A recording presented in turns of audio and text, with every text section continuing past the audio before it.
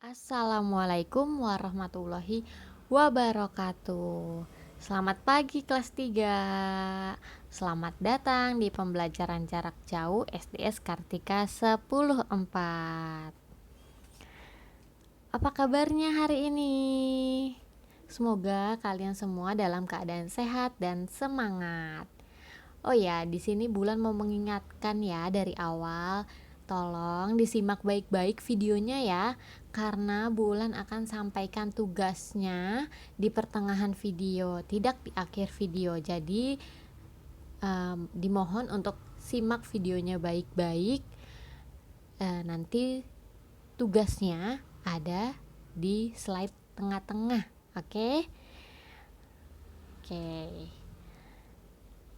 Mari sebelum memulai pembelajaran hari ini, jangan lupa kita awali dengan berdoa.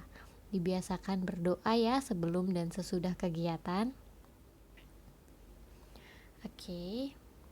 Hari ini kita akan belajar tentang tema 2, subtema 3, pembelajaran 1 dan 2, yaitu tentang menyayangi tumbuhan. Pasti kalian semua tahu ya apa itu tumbuhan, dan di sekeliling kalian pun juga ada tumbuhan ya. Ya, di subtema ini menyayangi tumbuhan. Kita harus menyayangi sesama manusia. Selain sesama manusia, kita juga harus menyayangi tumbuhan. Tumbuhan telah memberi banyak manfaat kepada manusia. Perbuatan menyayangi tumbuhan merupakan salah satu bentuk syukur kita kepada Tuhan. Apa yang harus kita lakukan untuk menjaga kelangsungan hidup tumbuhan? Ya, supaya tumbuhan atau tanaman itu hidup subur, kita bisa rawat dengan baik. Bisa kita beri pupuk, bisa kita siram dengan rajin sesuai dengan waktunya ya. Ada yang harus disiram pagi hari atau hanya sore hari, seperti itu. Oke, selanjutnya.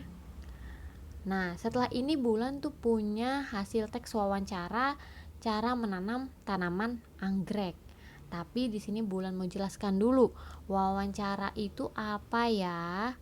Wawancara adalah suatu cara mengumpulkan informasi dengan mengajukan pertanyaan ke narasumber. Nah, narasumber apa lagi tuh, Bu? Narasumber adalah orang yang memberi informasi. Nah, apa aja sih yang kita lakukan kalau kita mau wawancara? Nah, pertama kita harus menentukan temanya, atau kita mau nanya apa ya ke Bapak itu gitu. Kita harus tahu apa tema yang mau kita tanyakan atau apa yang mau kita cari tahu ya ke narasumber itu. Nah, setelah kita tahu temanya, kita juga bisa langsung bertanya ke narasumber. Nah, yang namanya bertanya pasti menggunakan kalimat tanya. Apa saja sih kalimat tanya? Kalimat tanya bisa kita gunakan di mana, siapa, kapan, mengapa, dan bagaimana, seperti itu. Nah, berikut ini adalah hasil teks wawancara ya. Kita simak. Cara menanam tanaman anggrek. Sediakan pot bunga dengan ukuran sedang. Isi pot bunga dengan media tanam sepecahan batu bata, sabut kelapa, dan tanah yang sudah dicampur dengan pupuk. Setelah itu letakkan bibit di dalamnya. Berilah sedikit air agar pot tidak terlalu basah. Air yang berlebihan dalam pot dapat membuat tanaman tidak subur. Tanaman anggrek sebaiknya diletakkan di tempat yang lembab. Tanaman disiram setiap hari agar tumbuh dengan baik. Nah, ini adalah cara menanam tanaman anggrek. Tadi disiapkan potnya, lalu apalagi? Pecahan bata ya, Sabut kelapa, tanah yang sudah dicampur pupuk, lalu nanti disiram, tapi jangan terlalu basah katanya. Oke, di sini baru ada tugasnya. Tugasnya kerjakan di buku tulis ya. Apa saja langkah-langkah menanam tanaman anggrek tadi? Ya, sesuai dengan teks wawancara yang tadi, apa saja sih langkah-langkah menanam tanaman anggrek itu? Silahkan dikerjakan di buku tulis ya. Oke, selanjutnya kita akan belajar tentang menentukan posisi bilangan cacah pada garis bilangan. Nah, bilangan cacah pada garis bilangan. Bilangan cacah adalah, ada yang tahu bilangan cacah? Bilangan cacah adalah himpunan bilangan bulat yang tidak negatif, yaitu 1 atau 0, 1, 2, 3, 4, 5, 6 dan seterusnya ya, atau bilangan himpunan asli gitu, himpunan bilangan asli ya. Bilangan cacah tidak bertanda negatif, jadi ini yang positif semua nih, 0, 1, 2, 3 ya. Oke, perhatikan gambar berikut. Pada garis bilangan ini, bilangan cacah ditulis secara berurut ya, dari garis ini sampai menuju ke arah kanan. Semakin ke kanan letak bilangan atau suatu bilangan itu, nilainya akan semakin besar, dari 0, 1, 2 dan seterusnya. Makin ke kanan makin besar bilangannya. Oke, di sini ada contohnya. Karena garis bilangan ini selain untuk menunjukkan urutan bilangan, juga bisa dapat digunakan untuk menyelesaikan soal penjumlahan ya. Di sini kita bisa menyelesaikan soal penjumlahan. Gimana contohnya?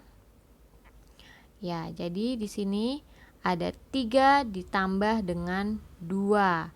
3 ditambah 2 kita letakkan dulu di 3. 1, 2, 3 ya di sini. 3 lalu ditambahkan dengan 2. Maju ke kanan ya, jalannya ke kanan, ditambahkan 2. 1, 2. Dia berhenti di angka 5. Berarti 3 ditambah 2 sama dengan 5. Seperti ini, dia juga bisa digunakan untuk menyelesaikan soal penjumlahan. Seperti itu ya. Oke. Selanjutnya,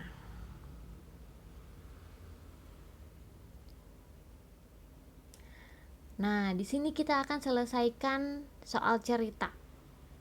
Jika panjang pohon sirih di angka 4, panjang pohon sirih di angka 4, 1, 2, 3, 4. Nah, 4. Dan setelah beberapa waktu tumbuh 7 satuan. Berapa panjang pohon sirih sekarang? Berarti kita tambahkan 7 ya, karena dia tumbuh, berarti kan bertambah. 7 langkah ke kanan, oke? 1, 2, 3, 4, 5, 6, 7. Terakhir berhenti di angka 11. Jadi tadi 4 ditambah 7 sama dengan 11. Oke. Sampai sini paham?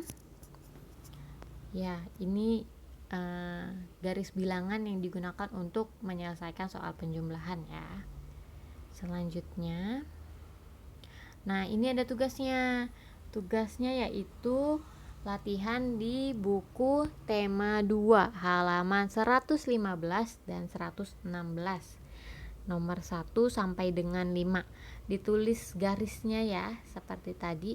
Misalkan 5 ditambah 2 bermula dari 0 ke 5, lalu dari 5 baru ditambahkan 2. Oke, ditulis garisnya pada garis bilangan tersebut. Nah, selanjutnya masih tentang tanaman, tumbuhan. Nah, di sini Bulan mau kasih tahu bahwa tanaman atau tumbuhan juga terdapat pada motif batik. Nah, motif batik ini disebut juga sebagai gambar dekoratif.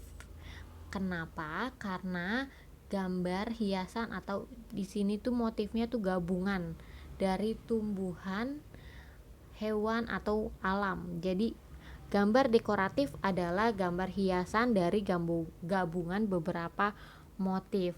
Nah, di sini ada batik tulis lasem. Nah, batik ini bermotif tumbuhan serta bunga ya. Jadi dia termasuk gambar dekoratif. Kalau motif kaung, batik kaung ini dia berbentuk geometris.